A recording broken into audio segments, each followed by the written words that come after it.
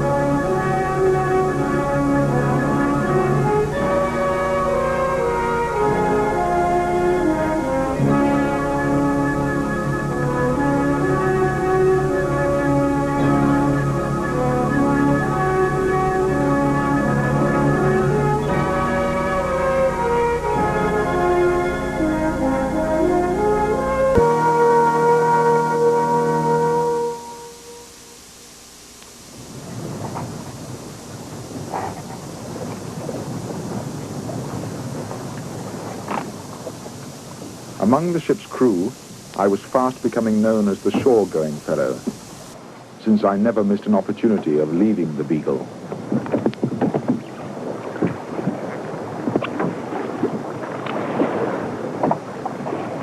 Goodbye, Darwin. Good hunting. Cast off.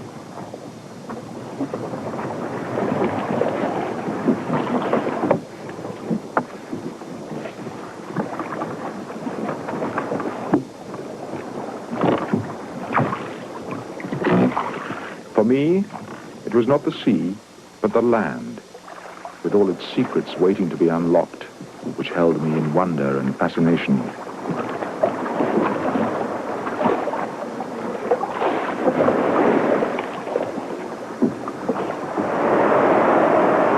We made our landfall on the coast of Argentina, some 300 miles south of the Rio Plata. It was a treacherous coastline with many mudbanks, tenanted solely by large colonies of sea lions.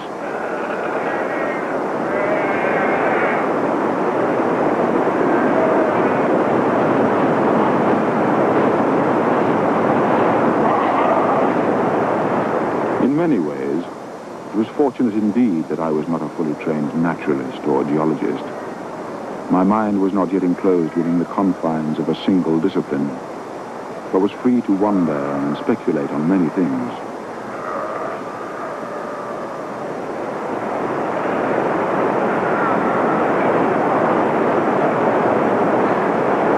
Our sudden appearance quite startled the sea lions, rousing them from their slumbers.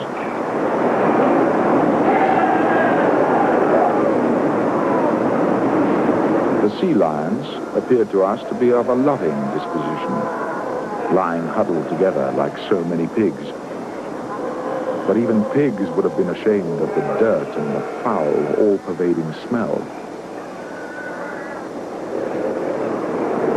The females were markedly more elegant and smaller than the bulls, whose time was almost solely devoted to keeping strangers from approaching their female companions.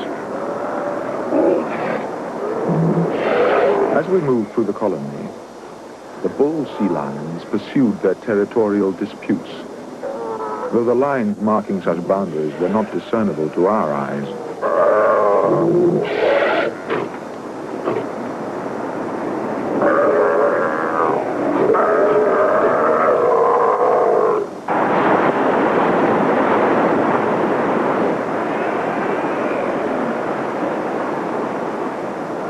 It was a remarkable feeling that before us lay over 1,000 miles of uninhabited coastline.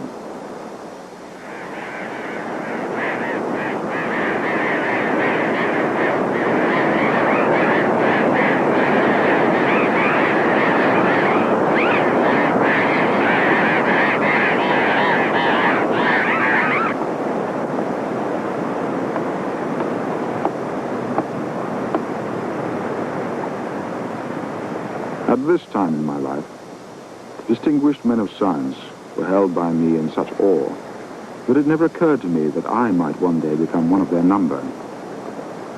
I saw my task simply in terms of recording and collecting, and I never entertained the hope that something I might find would prove to be a unique discovery.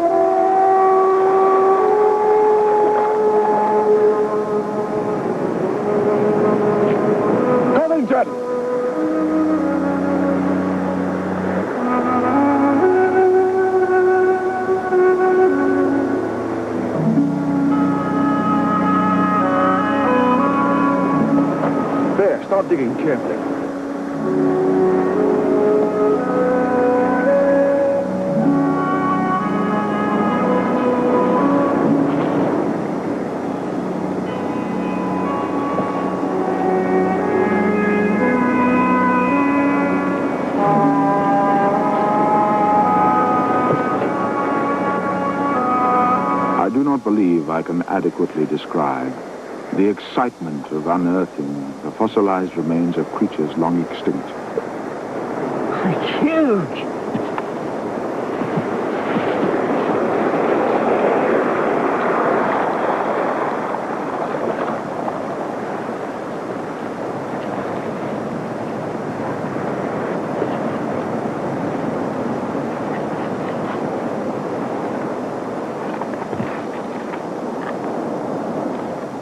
We found parts of 3 heads and other bones of the megatherium of huge dimensions. A great toxodon, one of the strangest animals ever discovered, and a giant armadillo-like creature.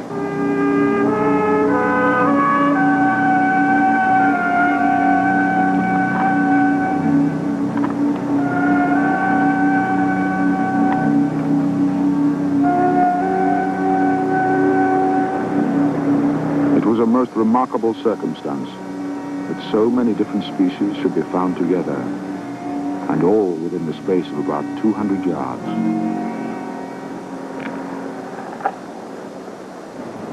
It's like a knacker's yard. The oldest knacker's yard in history, if it is. How old are they? They're fossilized. Thousands of years. I never saw anything so huge. Nor I, Covington. Nor I.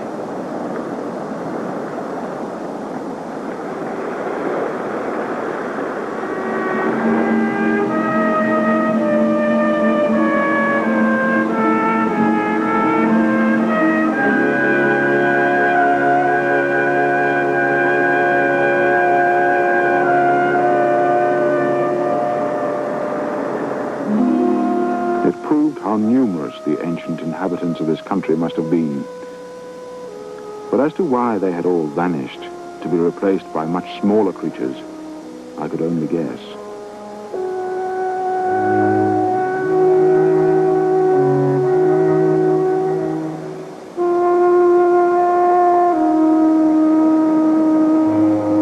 In my imagination, I tried to conjure up the spectacle of these creatures roaming over the Patagonian wilderness.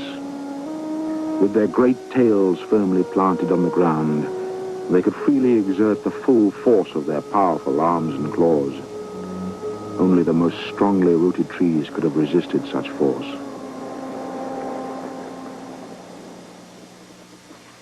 Well, that's astonishing. Quite astonishing. But this is what makes it even more interesting. Compare the two.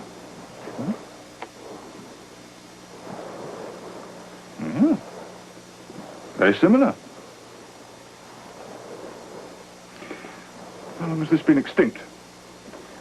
Thousands. Many thousands of years, perhaps. My dear Darwin, to speak with such abandon of thousands of years. If I'm not mistaken, the creation itself was only... 4004 BC, according to Archbishop Usher. I know. So? Well, there are many people who don't accept his calculations. You're one of them? Must be room for doubt. And what do you suppose became of these creatures?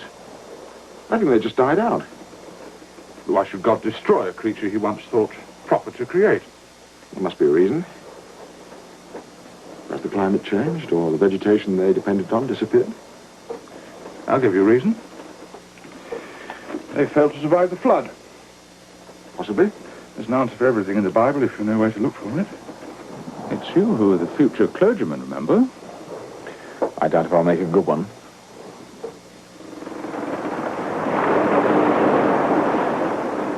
As Christmas approached, the Beagle headed south towards Cape Horn.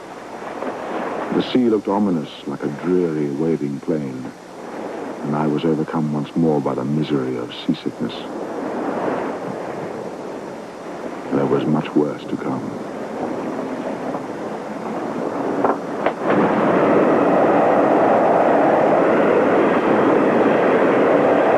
Once in a man's life, he should behold a storm at sea, with its rising arch and coming fury.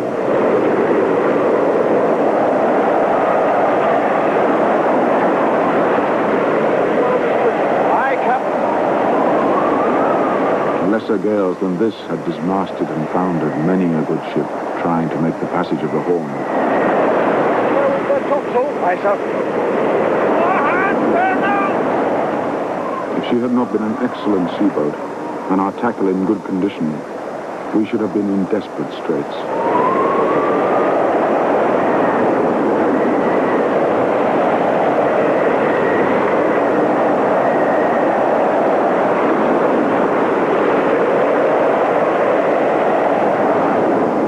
The worst part of the business was not exactly knowing our position. The horizon was narrowly limited by sheets of spray borne on the wind. Well, I have the ports open, Captain. One of these waves breaks over us. The wind and water on deck could capsize us. You have to be on a beam end for that to be necessary. No business to find herself in such a position. Aye, Captain.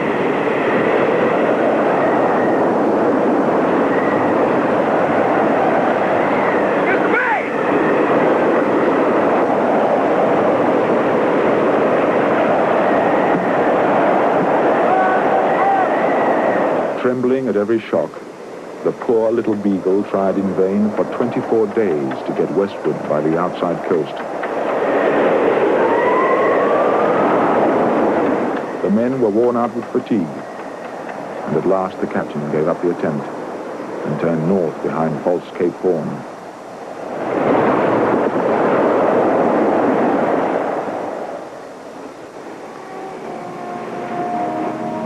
As the wind began to moderate, we crossed Nassau Bay in search of a convenient anchorage near the Beagle Channel.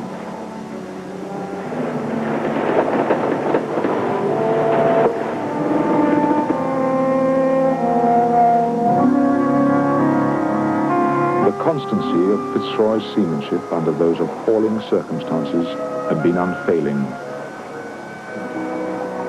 His skill as captain of that little man-of-war was beyond all question. There were none on board who doubted it. He considered it the worst gale he was ever in.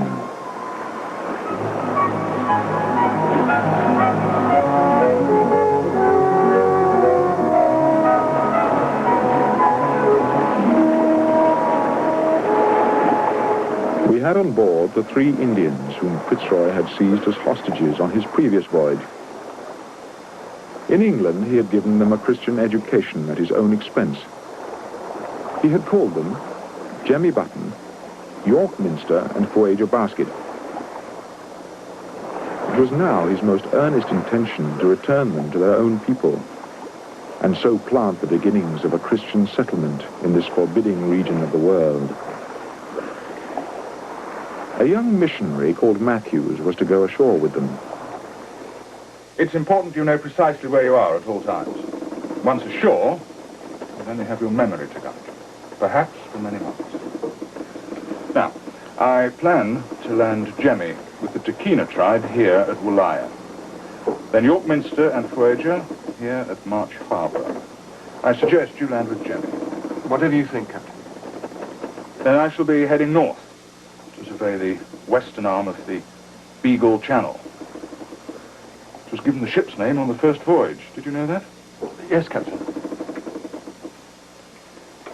It's not too late to change your mind, you know. This is a private venture. The Navy's not concerned. I can't go back on it now, sir. Captain. This is one of the wildest places on earth, Matthews. There are other places to be a missionary. The Lord may have called you, but I have brought you here. I have to consider the responsibility. I'll go on with it, Captain. Good. Our Voyagians have been away from their homeland for 4 years.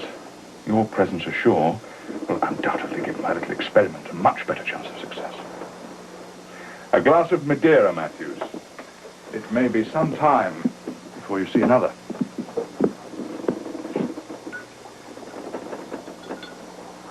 We are all descendants of Adam and Eve, are we not?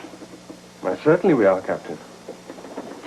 You see, I have a theory that the further that man has strayed from the Garden of Eden, the further he has descended from a state of grace. We're a long way from the Garden of Eden down here. Indeed we are, Matthews. But just imagine, of all the people in the world, if these could be reclaimed for the Lord. What a mighty challenge.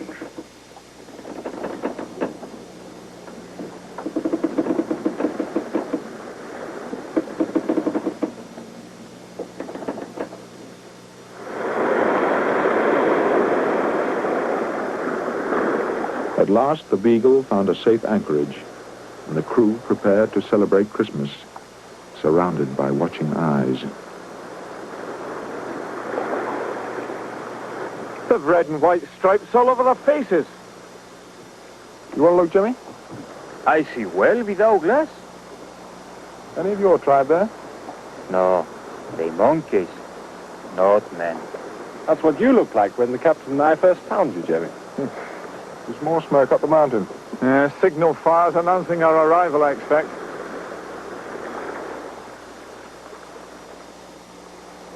I doubt if you'd find a lower grade of man anywhere.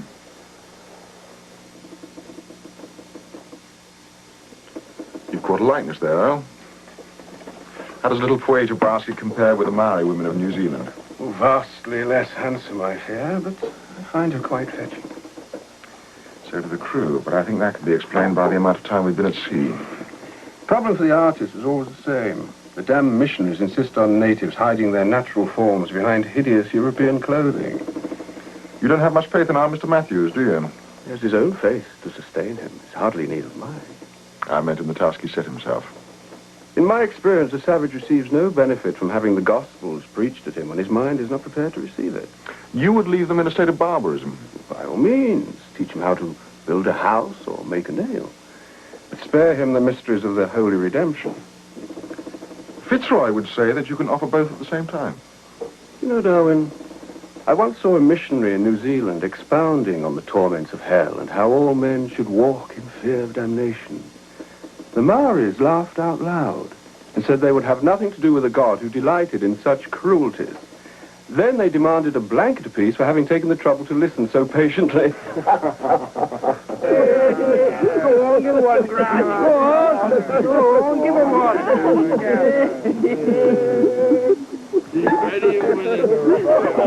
Give him one. Go on. Right, ready.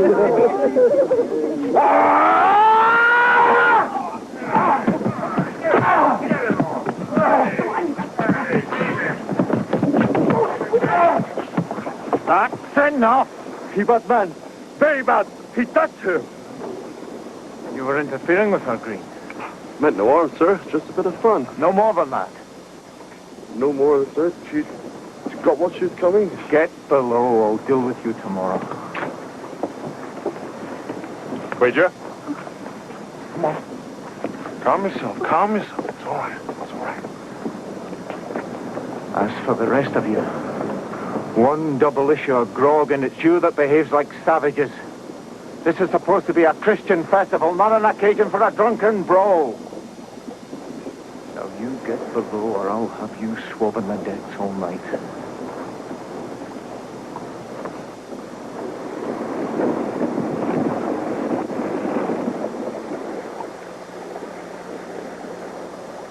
With little idea of what might be awaiting us, next morning we made our final preparations before going ashore.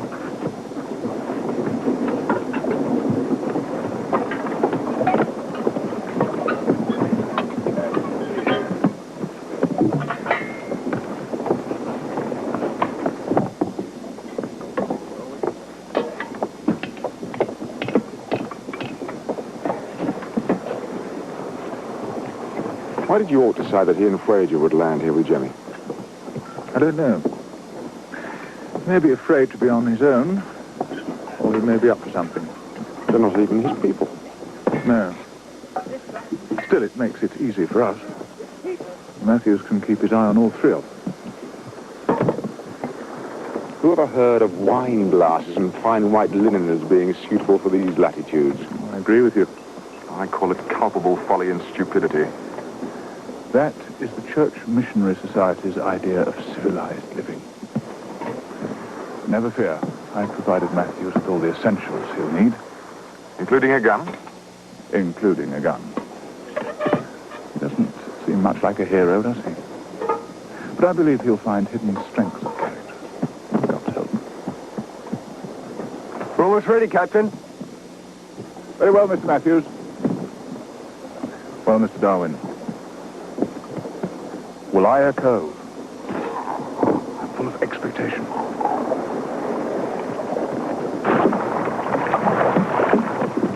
Mr. Wickham, Captain? as soon as we run ashore, secure the boat, and then mark a boundary line for our encampment, Aye, aye, Captain.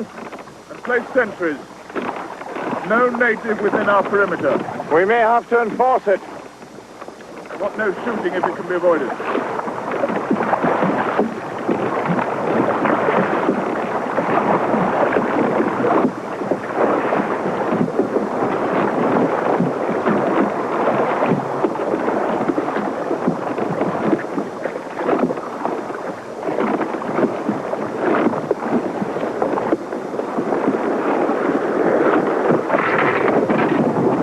There's a party of men with spades and mark a boundary line from the edge of that stream down to the water's edge.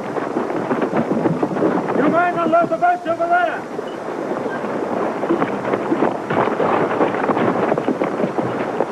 Marines right up behind the line. And put a guard on these boats. Keep the persuasions together, Matthews.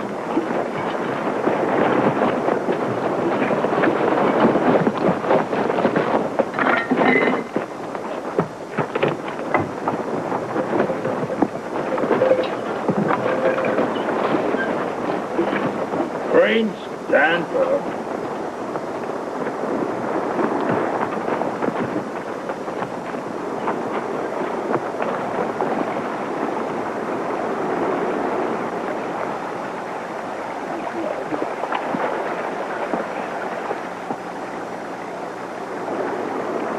Mr. Wickham. The gifts.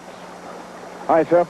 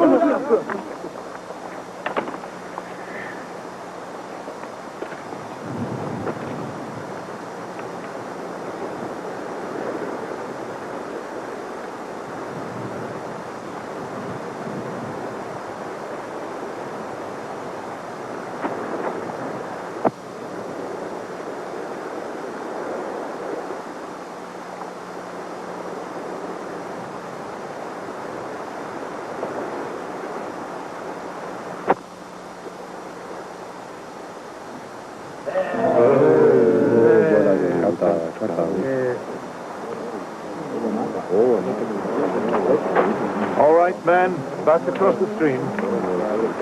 Well done, philosopher. You're one of them now. You'll have to paint your face. Next, of course, we must find your wife. Oh, must we? Oh, Anata! Oh, Anata! He's my brother. And the others, Jimmy? Sister, mother.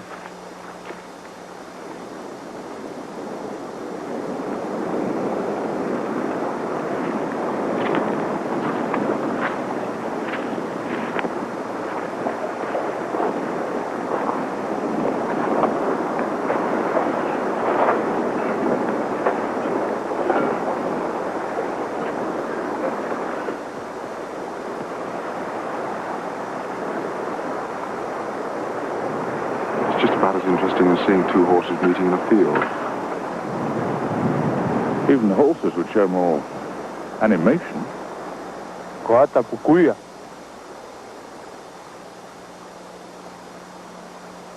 Speak to him, Jemmy. What with you, my brother? Not in English. In your own tongue, man. Mi padre, ¿dónde? Yo sueño. Why Spanish, Jemmy? What's wrong? Have you forgotten your own language?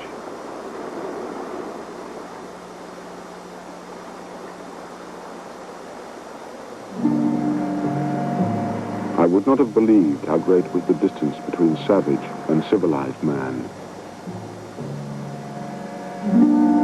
It seemed greater than between a wild and domesticated animal, because in man there is a much greater power of improvement.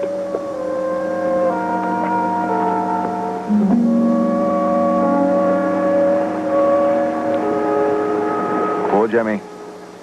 He's forgotten his own tongue. His English is very poor and his Spanish still worse. I doubt that any person exists with such a small stock of language.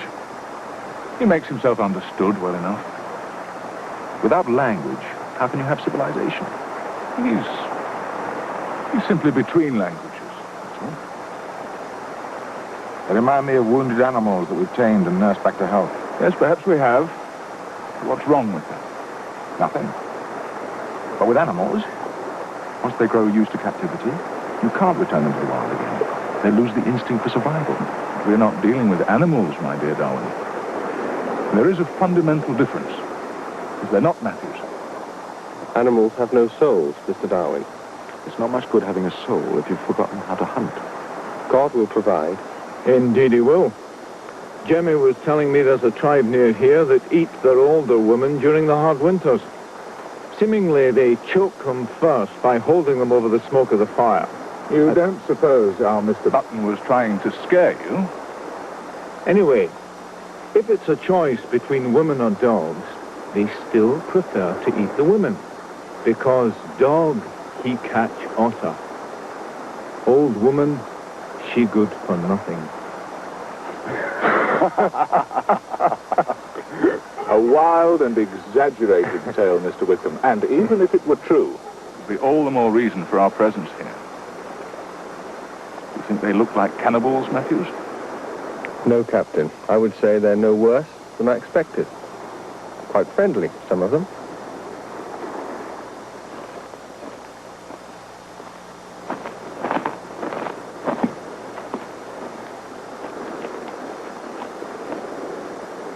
What's the matter, Sullivan? You look distinctly ill. What is it, man? I thought I knew this country, but these savages there. How were they then? Over there, across the stream, along the beach, I saw this child. She was carrying a kind of basket full of seagulls' eggs. Suddenly she tripped and fell and dropped the basket. And when her father saw it with the eggs all broken, he flew into a rage. And then I could hardly believe it. He grabbed her by the legs and dashed her head against the rocks again and again. When he heard my shouts, he just left her there and ran off. He just left her there to die.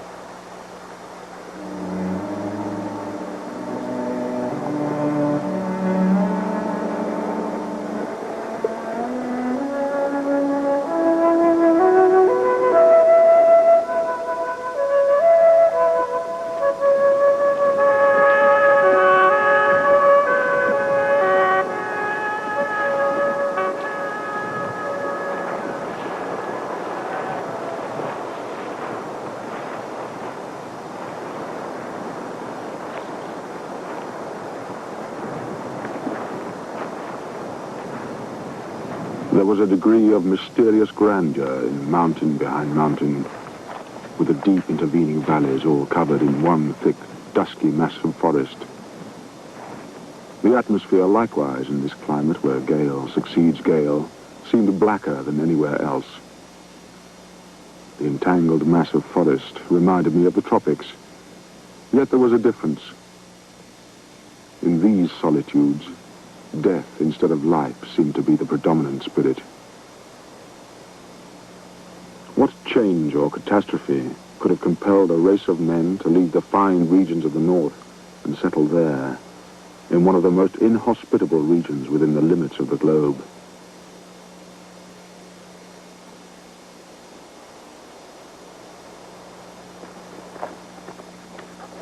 Boat's ready, Captain.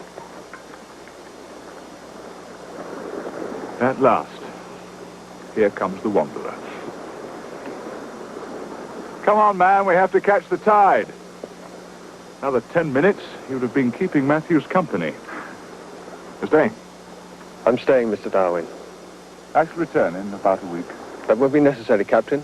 With God's help, we shall build a Christian community here. Have faith in the power of your pistol too, Matthews. These natives respect neither property nor life. I protect him, Mr. Darwin. I protect him against bad people. What have you got in there? 4 rows of potatoes, 2 of carrots, turnips, peas, and over there, onions, lettuces, leeks, and cabbages. By next spring, you should be self-sufficient.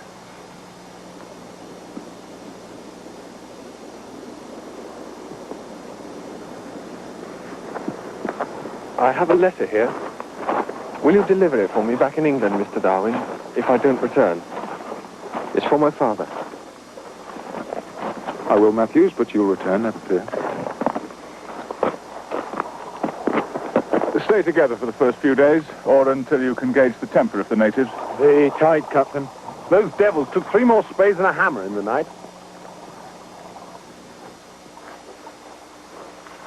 God be with you, Matthews. And you, Captain. Matthews.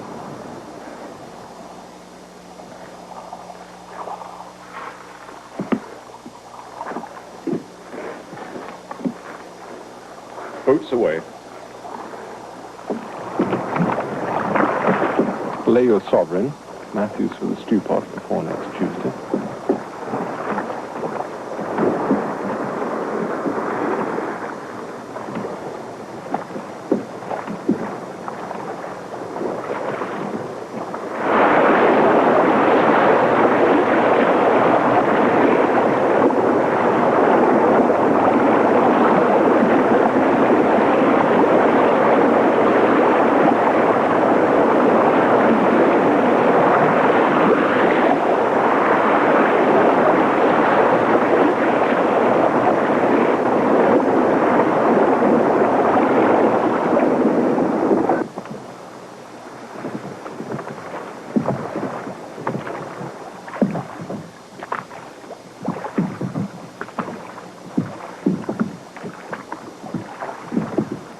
The inanimate works of nature, rock, ice, snow, wind and water, all warring against each other, yet combined against man, here seem to reign in absolute sovereignty.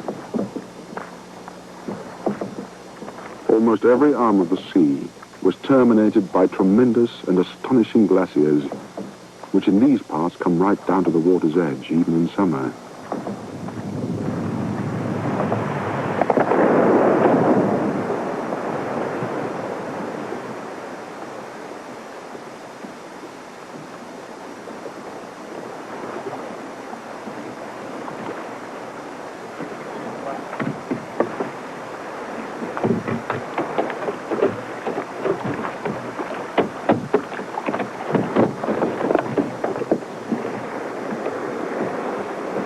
If you want to try climbing up that philosopher, you do it on your own. We're just simple sailors. You know I'm going to climb the rigging when it's frozen. Remember our first voyage, Sullivan? The natives stole our boat. I'm not likely to forget it, sir. Didn't give much for our chances in these regions. The same thing happened again.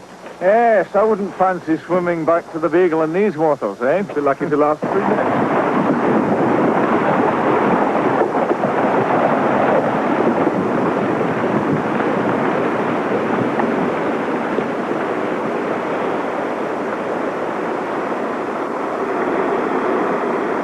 These vast piles of solid ice, which never melt and which seem destined to last as long as the world holds together, presented a noble spectacle. They were like great frozen Niagaras, cataracts of blue ice, and just as beautiful as moving ones of water. I thought how tremendous the effect would be of a severe earthquake on a body like a glacier. I could readily believe that the water would be beaten back out of the deepest channel, and returning with an overwhelming force, would whirl about huge masses of rock like so much chaff.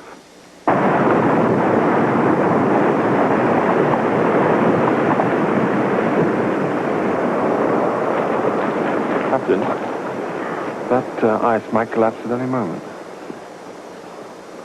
Darwin! Come back here! I've no desire to hold another memorial service in Tierra del Fuego. No, sir.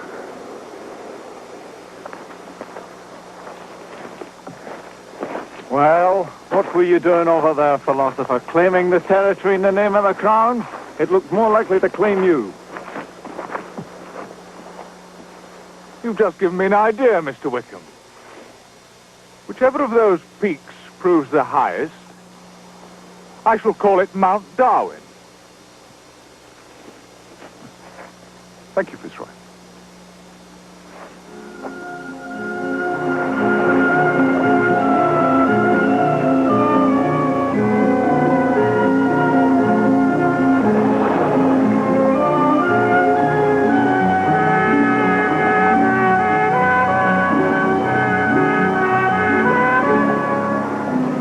All of us were anxious to be out of those waters before the onset of winter.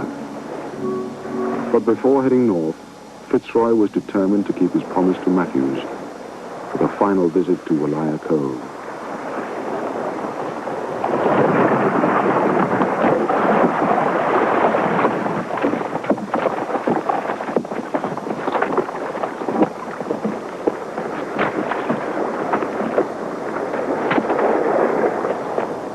Matthews?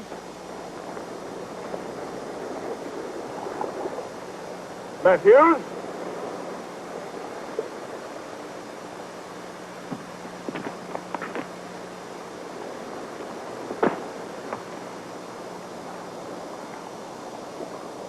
Couldn't have lasted much longer.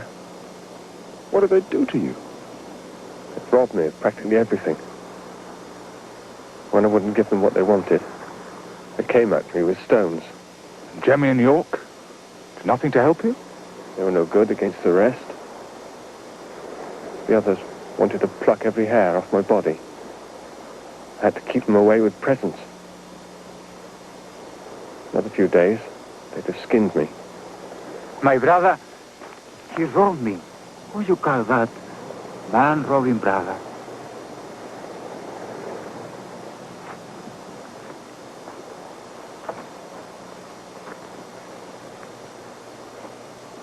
Mr. Sullivan, Sir? get Mr. Matthews and his belongings into the boat. Aye, Captain.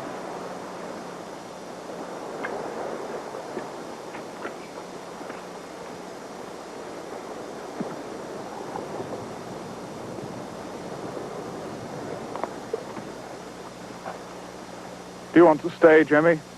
Oh, yes, Captain. This is my country. I teach them. And the others?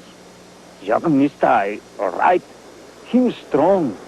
Him with Voyage. I shall return next summer. No later. You see, Jemmy teach them good Christian manners.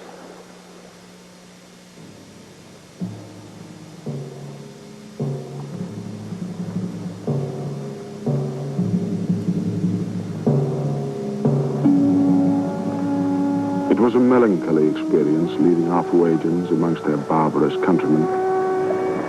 There was only one comfort. They appeared to have no personal fears. But I was convinced that whatever other benefits their excursion to England might have produced, it would not bring them happiness.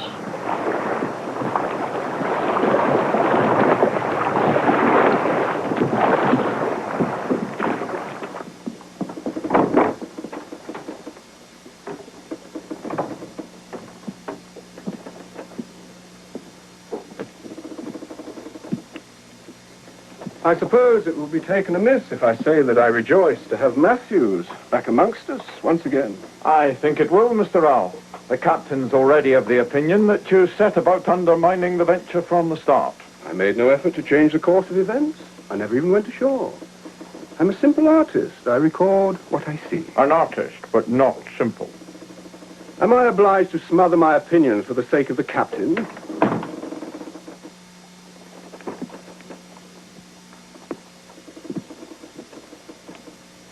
I consider missionary zeal in any form to be one of the plagues of our civilization. To see man in tune with nature is a beautiful and noble sight. Noble, those wretches fighting over scraps of cloth. You would rather see the Beagle in full sail. Indeed I would. But that too, Mr. Wickham, is a true union of man and nature. Once more, the Beagle retraced her steps and headed back into the Atlantic. Fitzroy was not yet satisfied with our charting off the coast of Argentina. It began to look as if it could be 5 long years before I would see my family again.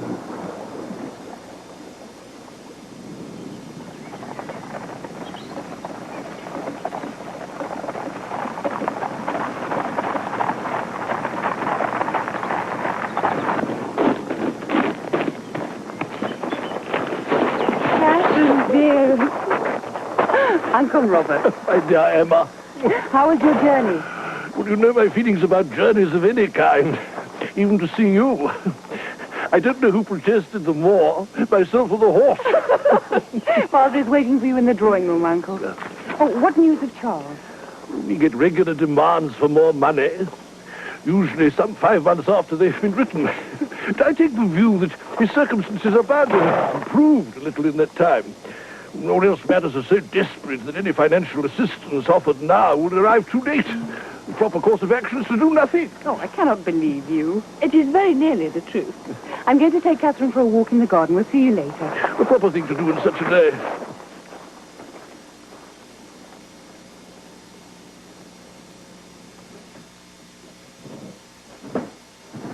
It's not the money, is it? I mean, it's not a fortune. No, of course. Money's not important. It's a trifling thing. What worries me is that there's nothing of substance there. Is there any real point in a schoolboy adventure which lasts 2 or 3 years? His last letter. He asked for a box of Promethean matches with which to impress the natives of Tierra del Fuego. Highly scientific.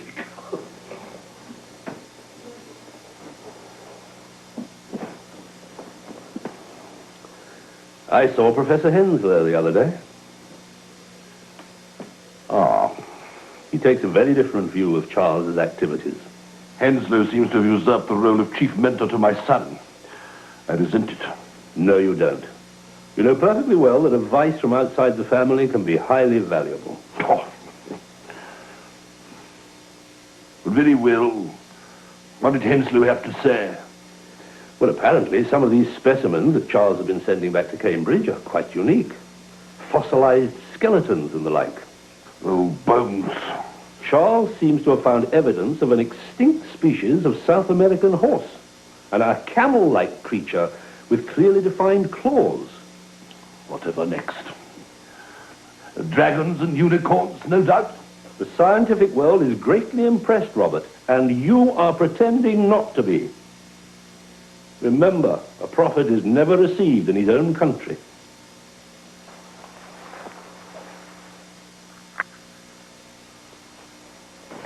Does he write to you sometimes? Of course not. He's probably forgotten that I ever existed. Papa's heard once or twice. He sounded so full of enthusiasm. He's not missing any of us at all. All those men cooped up in that little ship, it's hard to imagine. With no one to wash their shirts or run errands for them. What will he do when he comes home? I suppose he'll have to settle down in a country parish somewhere. Unless he decides to become a sea captain instead of a parson. Somehow I can't imagine him ever settling down. He's not the same. You can tell from the way he writes. How do you mean? It's hard to explain. He's just as amusing and enthusiastic about everything. It's just that I don't know. He's more forthright, more certain about things.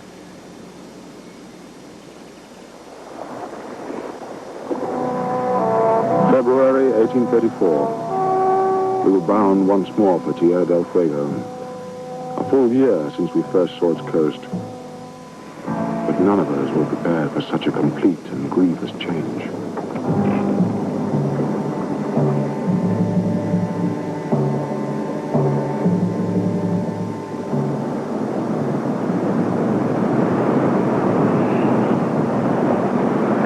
Not a single sign of humanity. Nothing.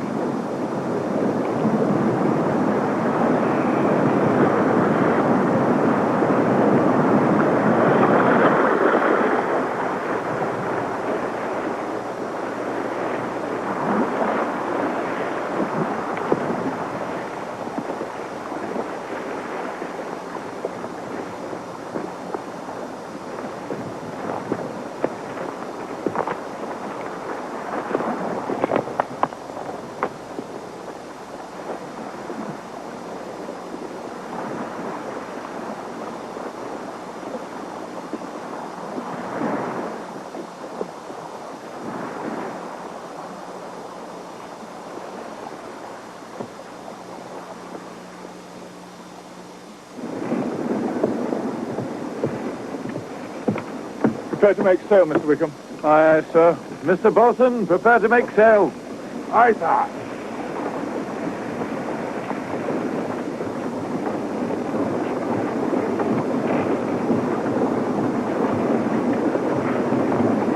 Captain, canoe off the port beam.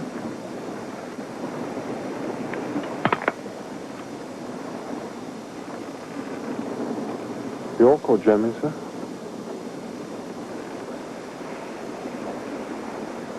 No. Give them some presents, Mr. Sullivan, and let's be on the way. Aye, Captain.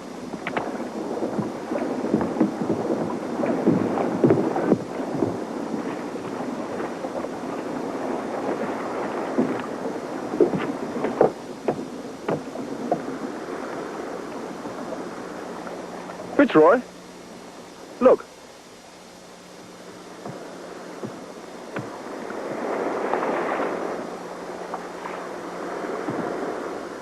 Good God. Jimmy. Hey, Jimmy boy, Jimmy.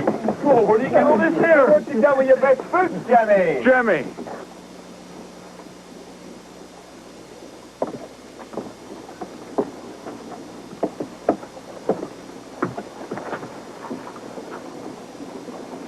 What is it, Jimmy? I shame Captain Fitzroy. May your jacket.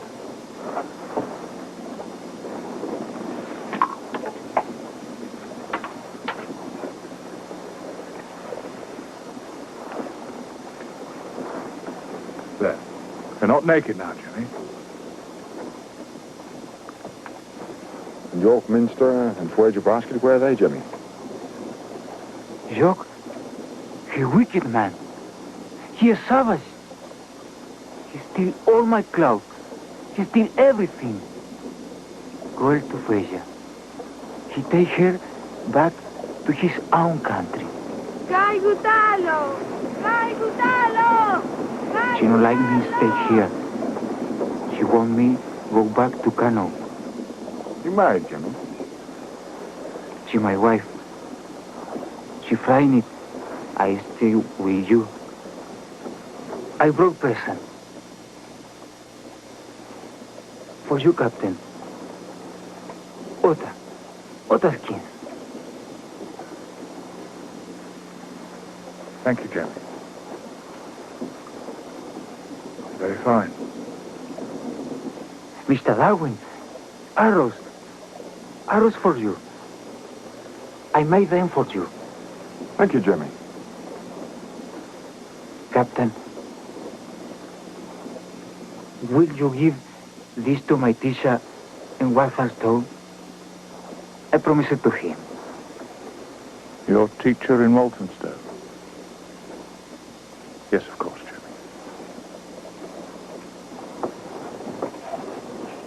Jemmy. Jemmy? Jemmy, stay.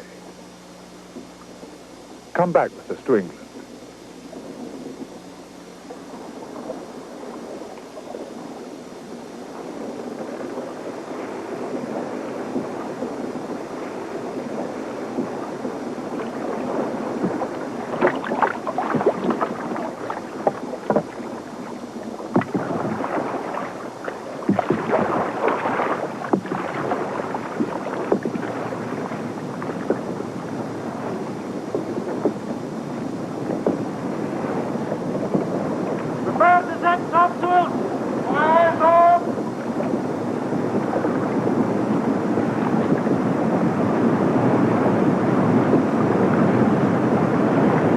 I do not regard it as a total failure. It was on too small a scale.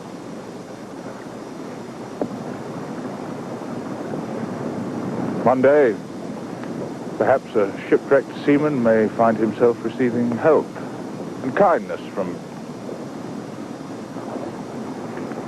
Jemmy's children. The seed may have been sown.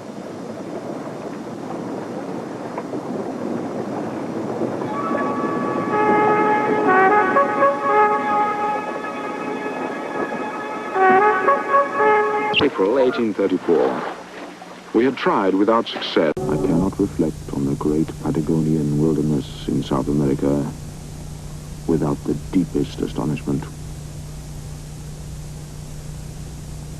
When one considers that all those pebbles, countless as grains of sand in the desert, have been slowly rolled, rounded, and far transported, the mind is stupefied at thinking over the long lapse of years.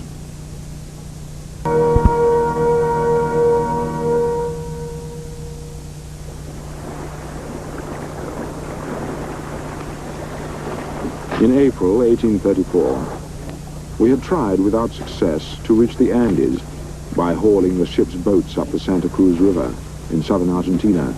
Man aside! Captain coming aboard! To everyone except myself, the expedition had proved a bitter disappointment. Pipes ready? Pipe?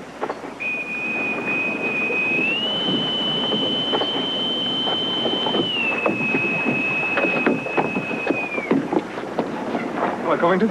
Yeah. Careful with these, they're heavy. More specimens, sir.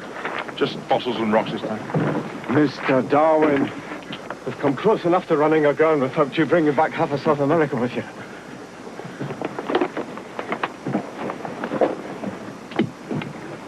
Did you reach the mountains, sir? We did not.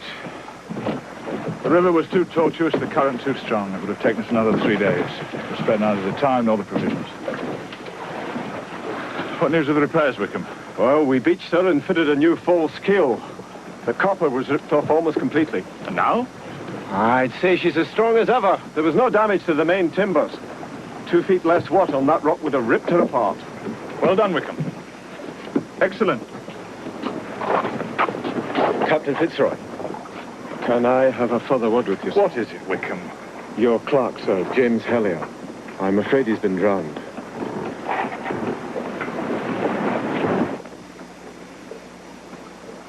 How is the captain taking Hellier's death, sir? It's difficult to say. He was obviously very fond of him, but when Wickham told him, he seemed quite angry. Do you know exactly what happened? Yes, sir. Hellier was out hunting by the marshes in the estuary. He shot a bird and waded in after it. I think he wanted to bring it back for you, sir. The water can't have been much above his knees, but he got entangled in the seaweed. Just couldn't free himself. But didn't he cry for help? He must have done. No one heard him when the tide came in. You mean he was there for hours? Seems like it, sir. Terrible way to die. I don't want the matter discussed any further. He was careless with his own life. On an expedition such as this, that is unforgivable.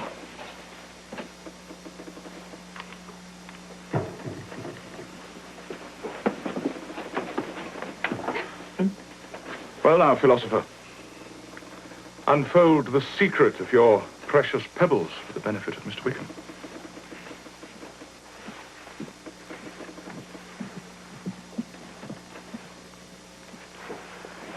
I found those 200 miles from the coast, right in amongst the foothills of the Andes. You can see them everywhere. Exactly, everywhere. Oh, they look like ordinary beach pebbles to me. They are ordinary beach pebbles. The question is, how did they get so far inland? I think the whole of the Patagonian plain was once a huge inlet to the sea, perhaps actually joining up with the Pacific.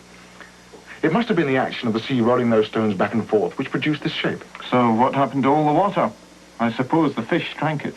Why not a catastrophic flood? A terrible deluge. The waters rise, pounding the stones against each other. Mountains collapse into the valleys, leaving sheer walls of rock. And the waters fall away. But the pebbles, Fitzroy. You can't produce millions of pebbles as smooth and as round as this in 40 days.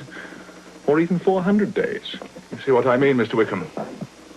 Our philosopher is sounding more and more like David with his slingshot, about to slay the Goliath of Christianity with a single pebble. Oh, why, just call it a typical landsman's view, sir. He's just waiting for the day when there won't be any sea at all. If the Almighty can create a round earth and a round moon, why should a few round pebbles be beyond him? Perhaps it was the sea. Man became corrupt and filled the earth with violence. God, in his wrath, flooded the earth. And the waters subsided. I really don't see your difficulty, Darwin. Well, to begin with, there's the size of Noah's Ark. 300 cubits by 50 cubits. How long was a biblical cubit? I really don't know. It hardly matters. You couldn't get two of every living, creeping thing into any ship made of wood. There are millions of them. They wouldn't fit on the Beagle. They wouldn't fit in the whole British fleet. Think of the size of all those extinct monsters. You wouldn't have allowed them on board, would you, Wickham? Neither would Noah if he had any sense. Don't let blasphemy get the better of you, Darwin, even in jest. The Bible tells us there was a great flood. It may even account for the disappearance of some of your monsters. But don't you see? Now, don't provoke the wrath of God again, philosopher.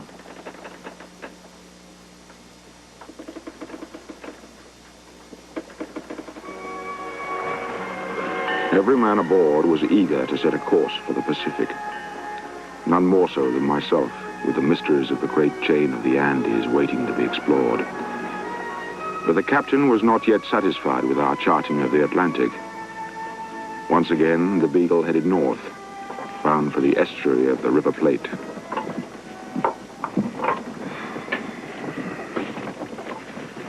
Another winter in the Atlantic. And for what purpose? We shall all go mad. Good. What are you up to? Cutting up flatworms. Worms? On a man of war? Hardly the Nelson tradition. Into your supper, Earl. If I cut them in half transversely like this, in the space of 2 weeks, both halves will have grown into the shape of the original. Astonishing. Can you do it with humans? Imagine 2 Fitzroys aboard this ship, or even 4. It only works with the lower kinds of species. So we can replace sailors who fall overboard, but not officers. What about artists, I wonder? Well, he's a clever chap, our philosopher. Reproduction without recourse to the fair sex. Just what we need on this ship. Even if I cut them in such a way so that one half has both orifices and the other half none, both parts will grow into perfect specimens again in about 25 days. You mean they can perpetuate themselves forever? Yes? The captain would like to see you, Mr. Darwin. Tomorrow, we shall be at the mouth of the Rio Negro.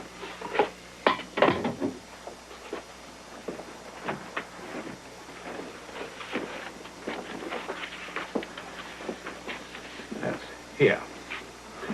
Now, I plan to survey this coast as far up as Maldonado. and then return to the Plata and put in at Buenos Aires, where I'm purchasing a second vessel, which Wickham will command. I'm calling her the Adventure. It's a bold undertaking. How big is she? 170 tons, oak-built, copper-fastened throughout. I take it the Admiralty will be paying for her? Oh, I doubt it. The Admiralty is full of Whigs. And where will the money come from? Oh, out of my own pocket, if necessary. But even with the Adventure, the task will still take several months. Wasted months. From your point of view. I suppose so, yes.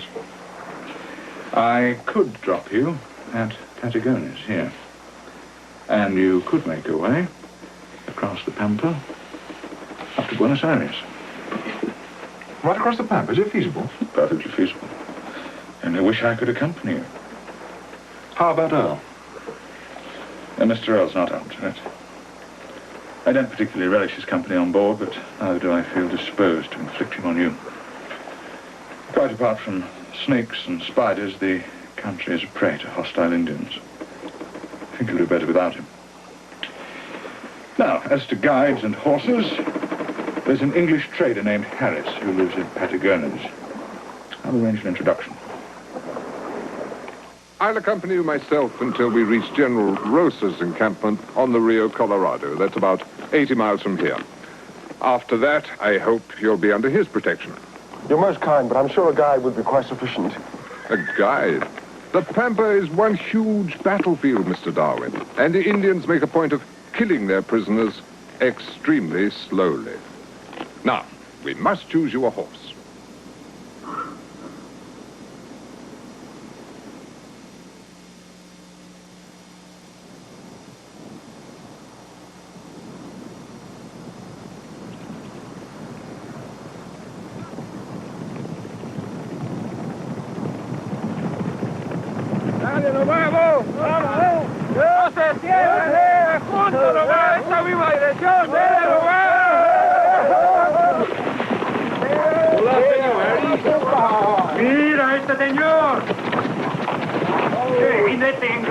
What are they saying?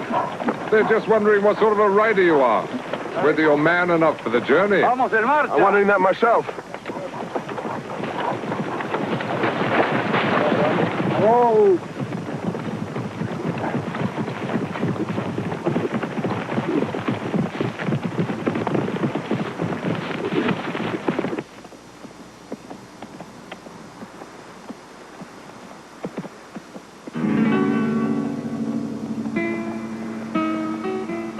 Everywhere the landscape wore the same sterile aspect.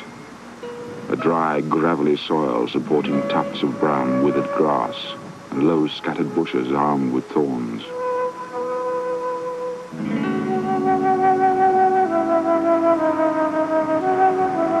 Prehistoric monsters had once roamed over these great plains, but what great elemental force had driven them from it? Whether it was a climatic change which destroyed or reduced vegetation necessary for their support, I could not guess.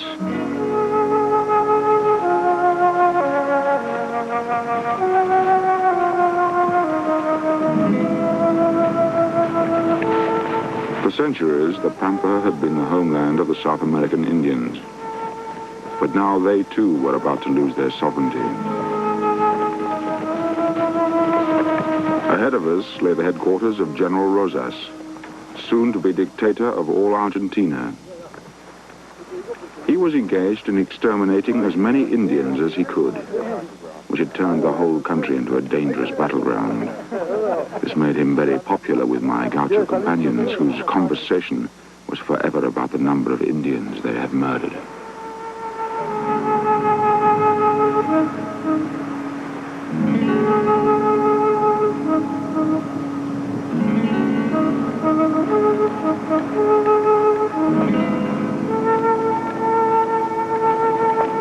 The landscape seemed empty to the horizon. But in the afternoon, a sudden movement caught my eye. It was a group of South American ostriches, or rheas.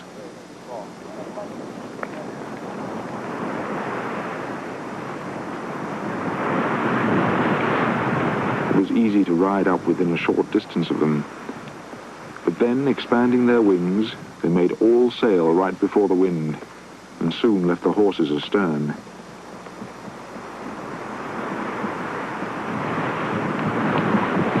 The gauchos told me that several females lay their eggs in the same nest, but it is the male bird alone which hatches the eggs. A singular arrangement of duties.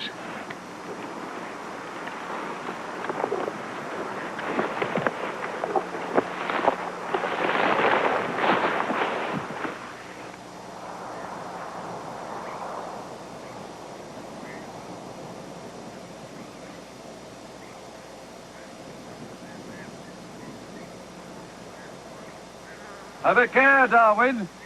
Don't wander too far. I won't.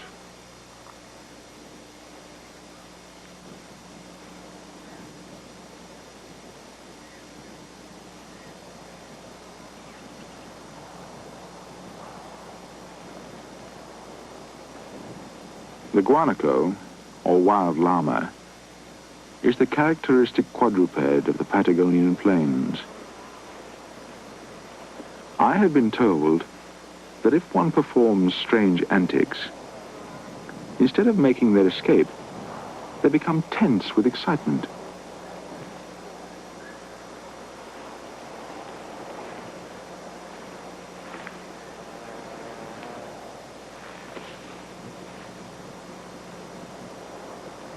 Inside their elegant heads, curiosity and timidity are forever trying to gain the upper hand.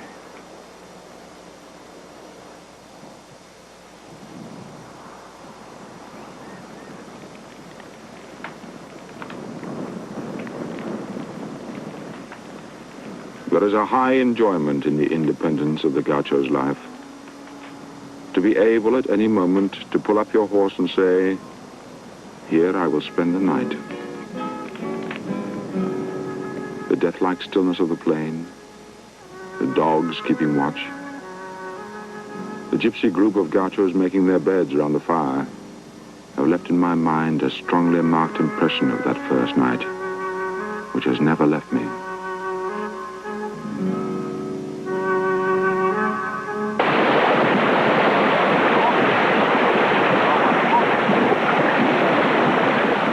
On the third day, our little party crossed the Rio Colorado and rode into General Rosas' encampment.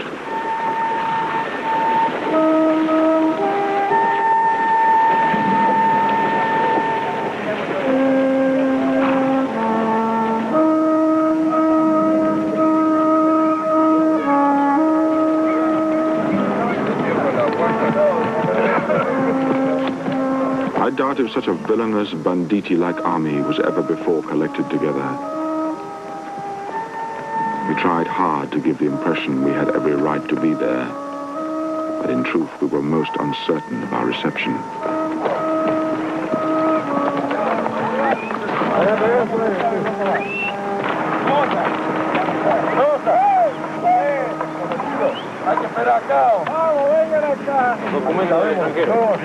You'll have to present your credentials. Leave the horses to me.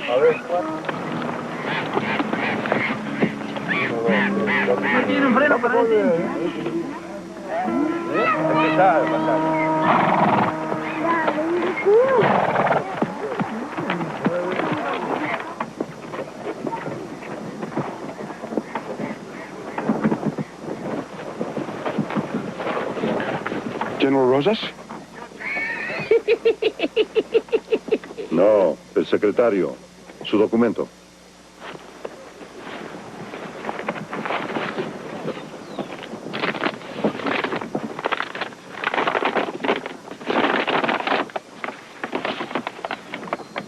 Don Carlos el naturalista.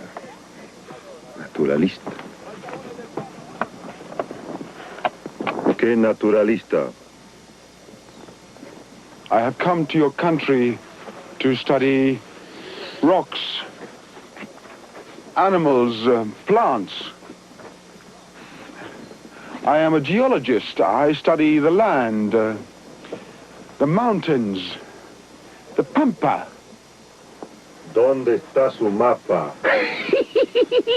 Spy! spy, a spy. He thinks you are a spy. He wants to see your map of the Pampa. I have no maps as such, only a few rough diagrams of the country.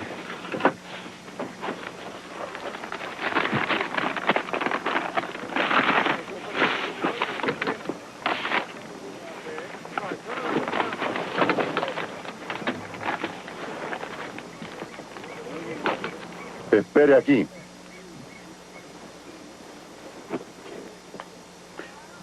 He says you are to wait. How long? Not long. He thinks you are a spy. He's going to make arrangements for your execution. But I am an English naturalist. Don Carlos, Inglés naturalista. Maybe General Rosas killed you. Maybe not. Who knows? And who are you? Don Octavio, Jester of General Rosas, in Spain and England, all the kings have Jester.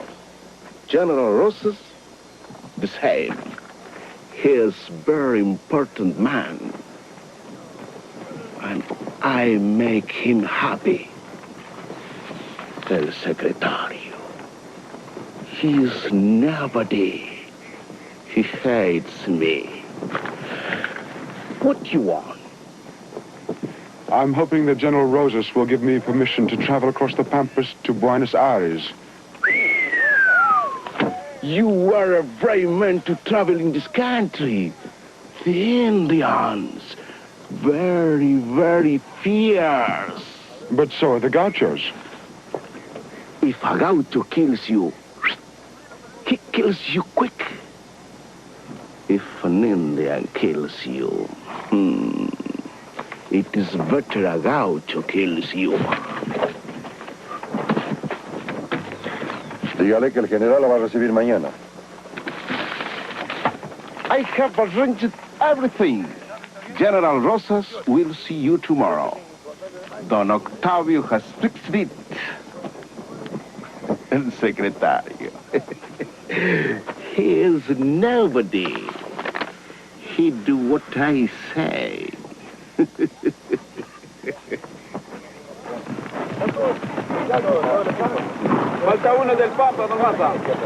are those Indians? A friendly tribe. Their men are probably fighting with Rosas in return for protection for their families. They say he always puts them in the front line when he attacks. In that way, whatever happens, Indians will be killing Indians.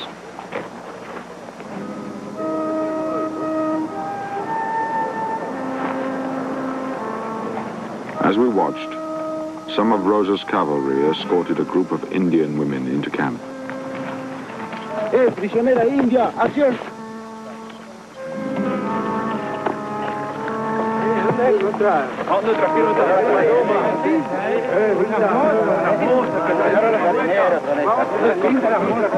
¿Dónde encontramos estas palomitas?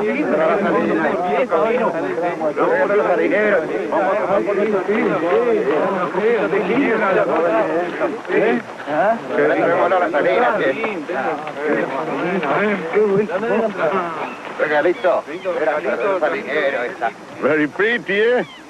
You like one of them? They look so young. We captured them last night. I think that one make good bad fellow for you, El Naturalista. Where are the men? One Indian. He bites a gaucho on the finger. Like this. The gaucho put his thumb in the Indian's eye, pushing it out of the socket. But still the Indians, he holds on.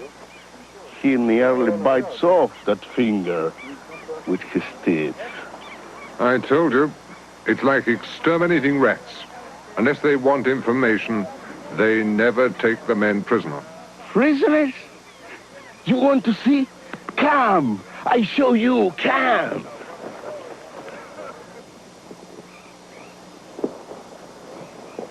They talk soon, when the sun gets hot and the ants come.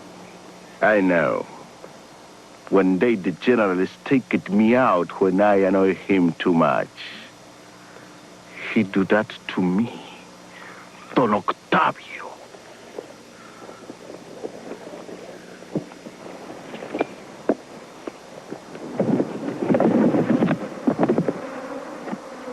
Please. They don't talk. They die first. Fine man, yes? My general is very fair. He lines them up. He says, give me the information. The first one he replies, no sé, I don't know. General Rosas, he says, shoot him. Bang! He says to the second one, give me the information. The second one he replies, no sé. Bang! He says to the third one, give me the information. And the third one he replies, no sé, shoot me. I am a man and I can die as a man. Bang! Died. Old brave man. Very sad. My general! Mi general!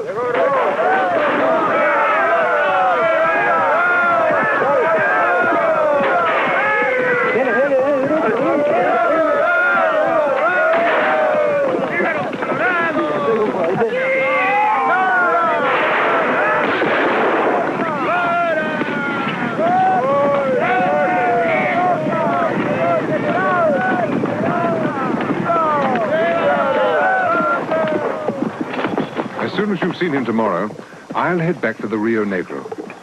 And remember, he's most dangerous when he laughs.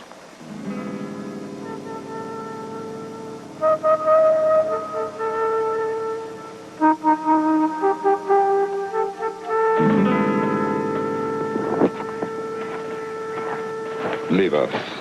I am a good friend of a naturalista. I stay. I said leave us. I show him the camp. Everything. You like me to stay a naturalista, eh? Do you want me to have you punished again?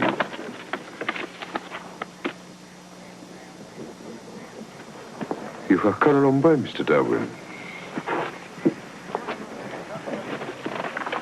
I'm with a British man of war, the Beagle, under Captain Fitzroy, who presents his compliments. You like the gaucho?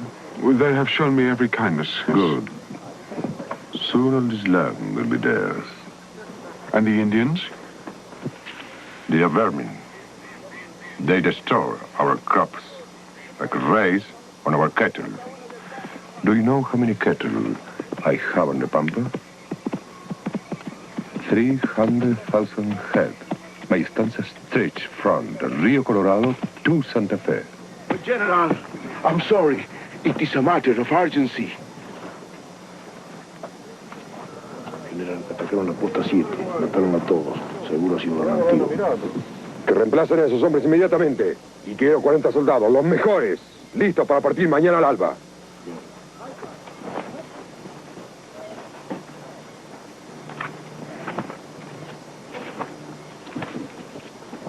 It is as I told you.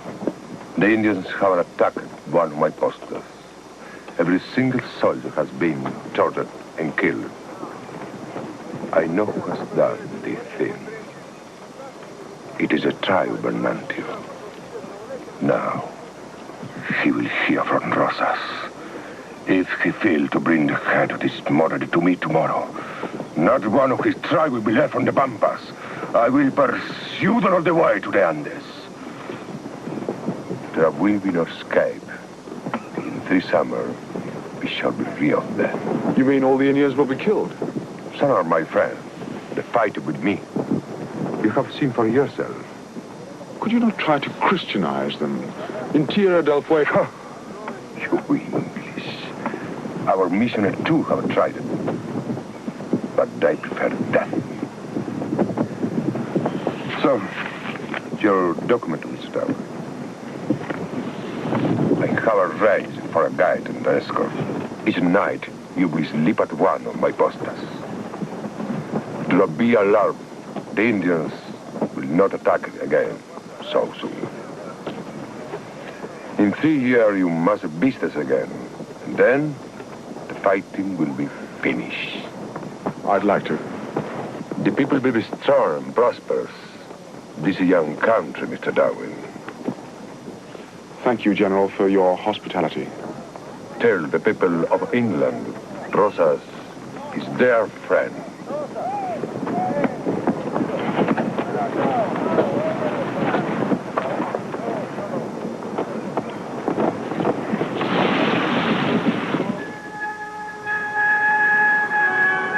In the harsh glare of that landscape, I was made vividly aware of the relentless struggle for existence going on around me.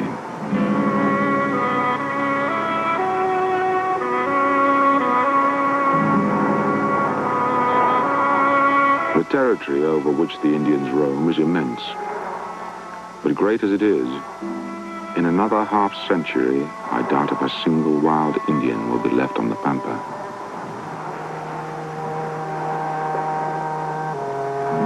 The country will be in the hands of white gaucho savages instead of copper-colored Indians, the former being a little superior in civilization as they are inferior in every moral virtue. Who would have believed in this age, in a Christian country, that such atrocities could be committed?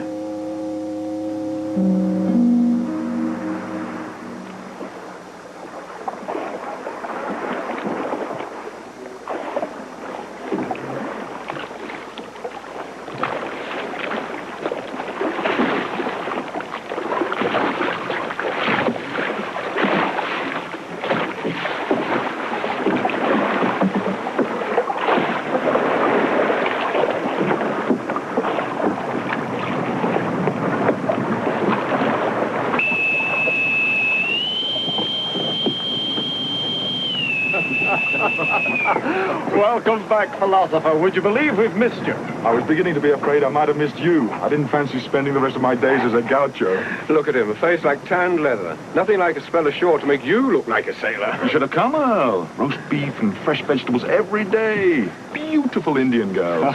You must be pining for salt pork and dry biscuits. Oh, our shore-going fellow is back among us. Fitzroy, it's good to see you. You'd be amazed how homesick I've been for this hulk of yours. Well, we thought of you every time she pitched or rolled. It grieved me to think of all the sea practice you were missing out there on firm ground. Is this all you've collected these past few weeks, philosopher? No bones or beetles, no rotting flesh to lay all over my decks? I found a ship bound for London. Thank God for that. You bring more dirt aboard with you than any 10 men. Well, tonight we're all messed together. You can tell us all about your hairbreadth escapes and moving accidents. And what did you say? Charmingly so, in my best English manner. Then he said, do the ladies in any other part of the world wear such large combs? I must have known you're a collector. I assured him they did not. He was so delighted, he insisted I have his bed for the night while he slept on the floor. And these ladies with the enormous combs, where did they sleep? You see how envious we all are. How many precipices did you fall over? How many bogs did you fall into? How often were you carried away by floods? First, let me hear your news. Oh, nothing to compare with yours. We have taken soundings, and still more soundings. At Montevideo, 2 petty officers jumped ship with 2 years' pay owing to them. It's hardly credible. What about Rosas himself? Oh, you should see him. He lives like an English baron in the Middle Ages. He even has a court jester. He has thousands of acres all put down to cattle, and he's killing off the Indians as fast as he can. It's pitiful to see in a Christian country. But they say the Indians are appallingly cruel. And so they are. But cruelty breeds cruelty. I'm beginning to think that the only hope for the Indians anywhere is to be left alone. Left alone? Without clothes or dignity? With no hope or prospect of bettering their squalid existence? I think we can claim to have had nobler and more charitable intentions for our Fuegians than General Rosas has for his Pampa Indians. I didn't mean to... You forget, Darwin. The captain has a vision of Tierra del Fuego with church steeples on every hilltop and the sound of hymns floating across the water. And why not, Mr. O? Surely I don't have to remind you of the acorn and the oak tree. High the mark, high!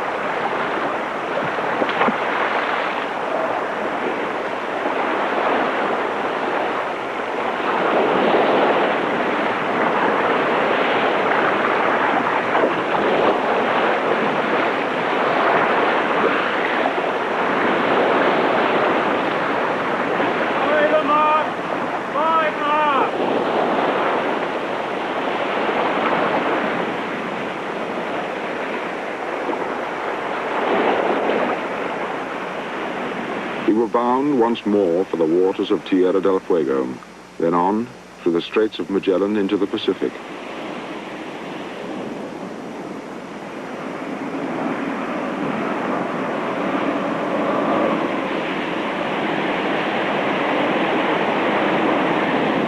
The weather turned bitterly cold, and the further south we penetrated, the more the health and spirit of the Beagle's crew deteriorated.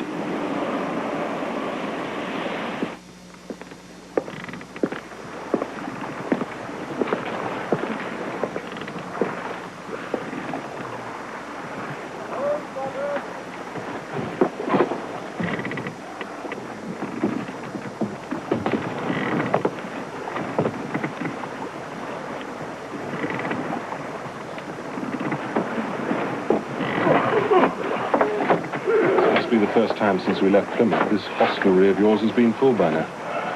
Tell that to the captain. Might persuade him to head north at last, back into the land of sunshine and fresh vegetables.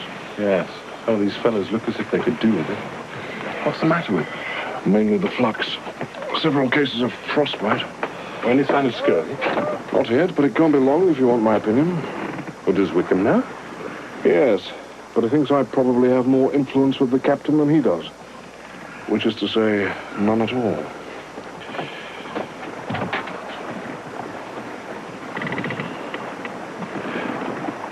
How's George Rowlett?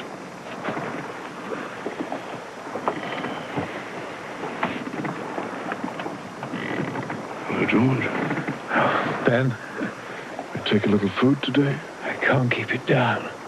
Soup? No, nothing. Don't fuss over me like an old woman, Ben. I'll be on deck as soon as we get to some warm waters.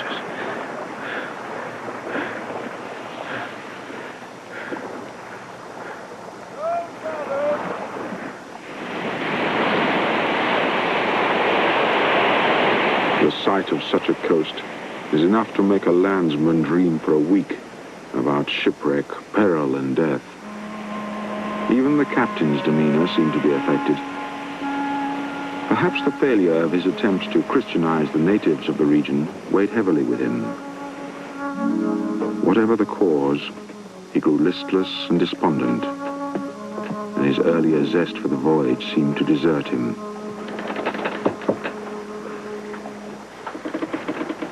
Yes?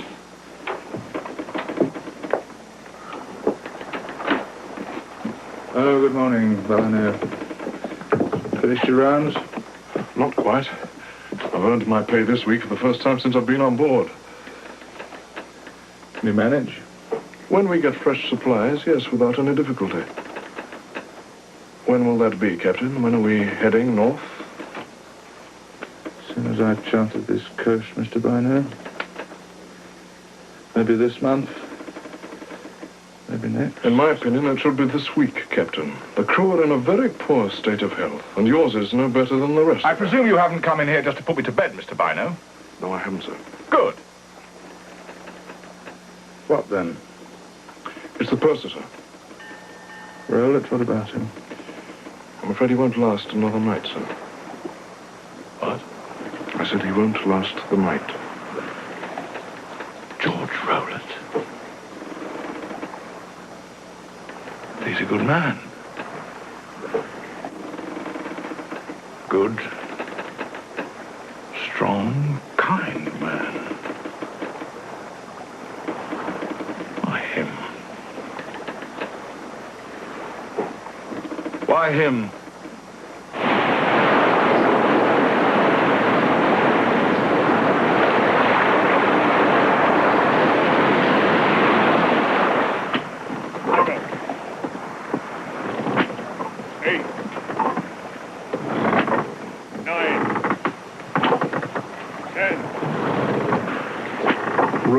rotting human flesh. Is there any sound more depressing to the human spirit? Funeral and a flogging on consecutive days. I never thought to see that on a ship. The last thing I want in my sick bay at the moment is two men with backs like raw meat.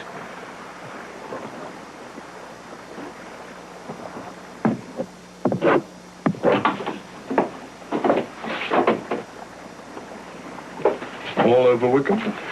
All over. You lay their backs open. I mend them. I enjoy it no more than you by now. Question is, how soon will you have to do it all over again? Not for some little time, I trust. He's agreed to make for Valparaiso. No. Well done, Wickham. I always said you could talk milk out of a bullock. Yes, well, don't get too excited, because as soon as we've revictualled, he intends to head south again. What? He's dissatisfied with the charting we've done. He says it's inadequate. Inadequate? This must be the most meticulous survey in history. I've tried telling him that. I'm afraid it's becoming an obsession with him.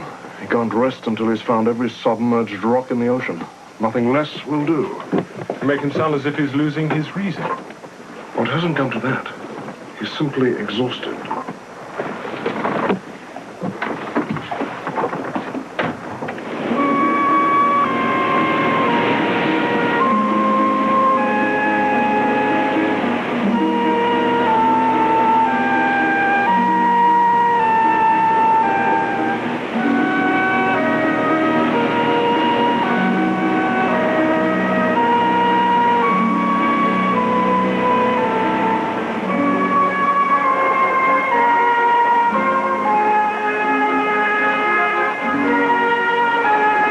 We reached the port of Valparaiso. The climate felt quite delicious. The atmosphere so dry, with the heavens so clear and blue, that all nature seemed to sparkle with life.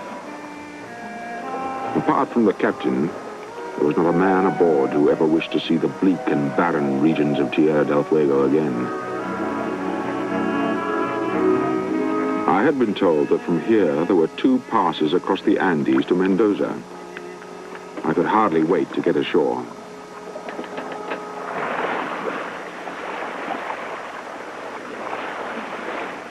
But it's true.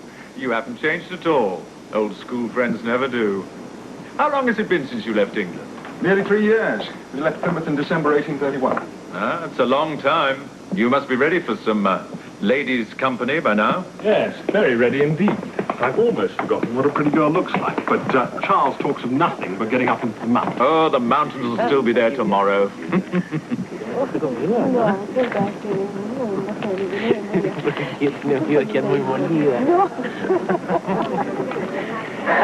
Allá vienen. Rosita, my dear, I would like you to meet Charles Darwin. He was my school servant in England, one of the junior boys. Senor Darwin doesn't look like a servant. Well, not a servant exactly. He was just part of the English educational system. A sort of moral training for the kind of journey he's on now. It prepared your character, wouldn't you say, Charles? It prepared my posterior. Oh, come now. I didn't beat you that often. You beat the senor? I suppose I did sometimes, but we ended up good friends. Oh, and what is the journey you are on, Mr. Darwin? You've seen the British man of war in the harbor, the Beagle. We're sailing around the world. Just for fun? No, we're making charts of the coastline. And now he wants to cross the Andes, which is why I've invited Mariano here to meet you, Charles. He owns an estancia to the north of here. I thought he might be able to advise you. It will be a pleasure. I'm told it's possible to get across the passes to Mendoza. That is correct. It will take perhaps 4 weeks. I have mules, provisions, everything. If you will permit me, I would like to accompany you.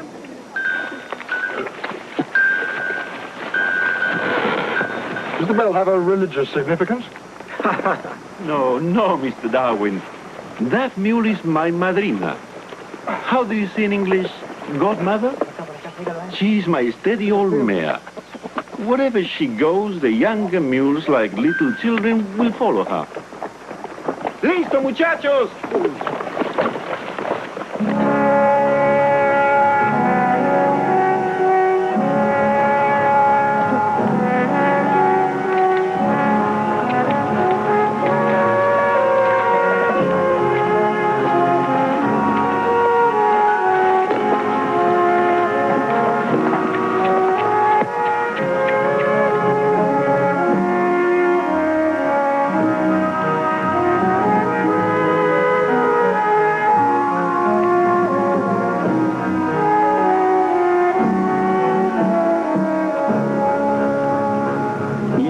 animals carried some 300 pounds.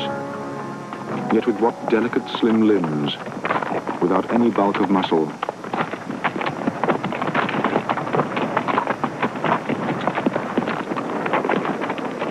The mule seemed to me a most surprising animal. That a hybrid should possess more reason, memory, obstinacy, social affection, powers of endurance, and length of life than either of its parents seemed to indicate that art had here outdone nature.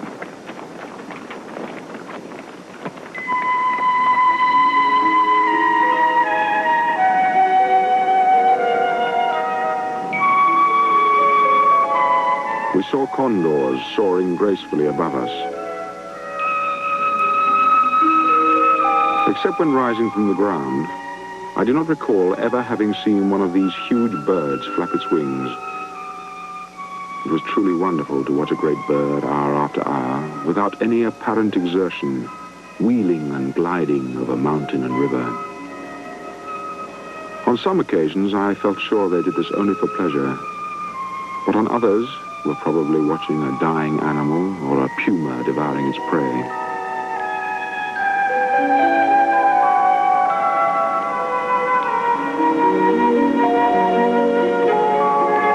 Bird and mountain seemed to belong together. And yet, if the mountains had not always been there, where had the condors come from? I had no answer.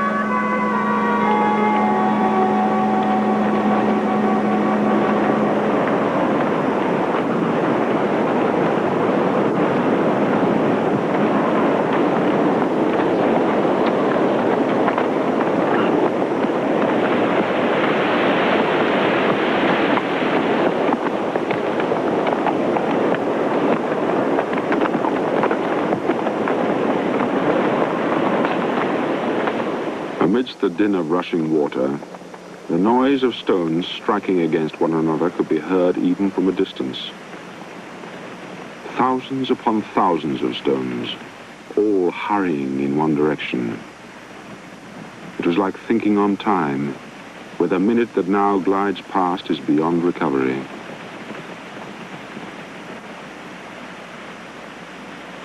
So it was with these stones. The ocean is their eternity, and each note of that wild music told of one more step towards their destiny.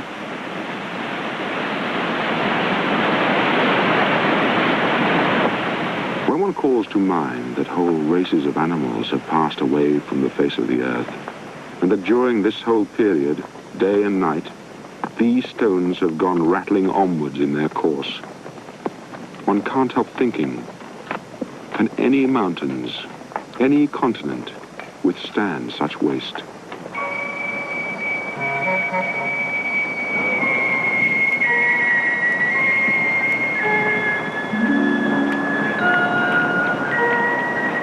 A great mountain chain has such a solid and permanent appearance. The lofty peaks and frowning cliffs look so much a part of God's purposes that it was hard to believe that they might not have stood since the creation of the world. Nor had it yet occurred to me that the age of the world's mountain ranges might differ greatly from each other, and that the mighty Andes would prove to be among the youngest of them all.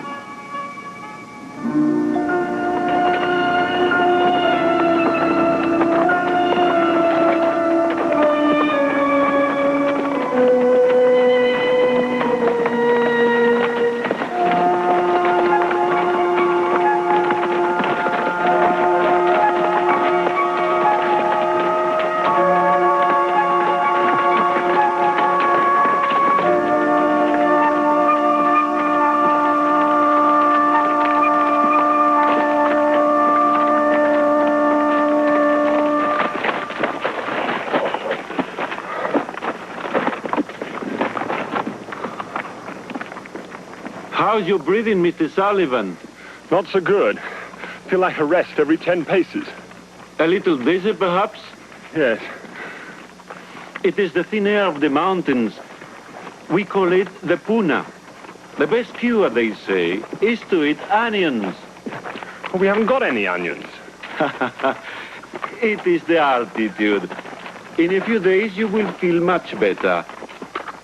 Over there. We'll camp over there.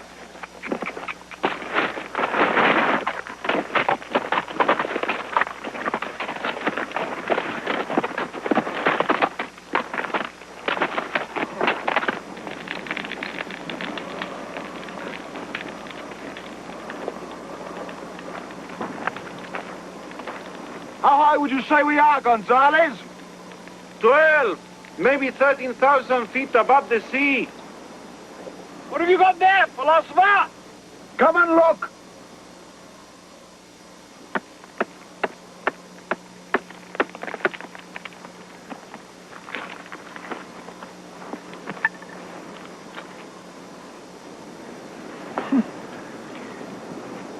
Extraordinary. Seashells. Fossilized seashells at 12,000 feet, Sullivan. How do you think they got there? Well, it's not much good asking me. Perhaps we're sitting on some ancient campsite and these are the remains of someone's dinner? All right, unravel the mystery, philosopher. They've been pushed up out of the sea. The whole mountain range has been pushed up out of the sea and the seashells with it. Don't you see? They prove it. No, I don't see. I mean, Earthquake can't do that. Not just one, thousands of them, all pushing the mountains higher. And it's still going on? Almost certainly.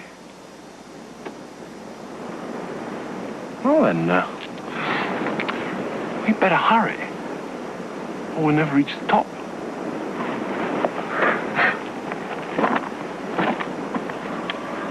I'll never convince you you're worse than the mules.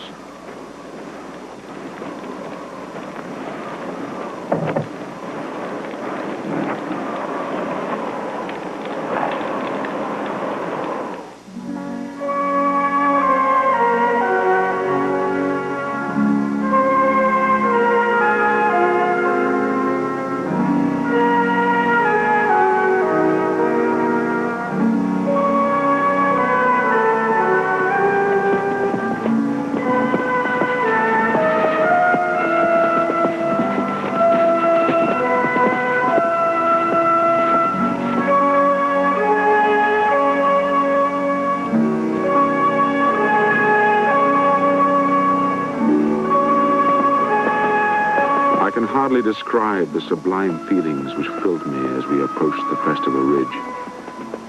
The satisfaction of a mountaineer who has reached his goal was mingled with that of a scientist who has made a great discovery. I could not claim to be either, but in my saddlebag I believed I had the evidence I had been seeking. That some great force had raised these mountains high out of the sea. The atmosphere was resplendently clear. The sky an intense blue. The profound valleys, the wild broken forms, the heaps of ruins piled up during the lapse of ages. The bright-colored rocks contrasted with the quiet mountains of snow. It was like watching a thunderstorm or hearing in full orchestra a chorus of the Messiah.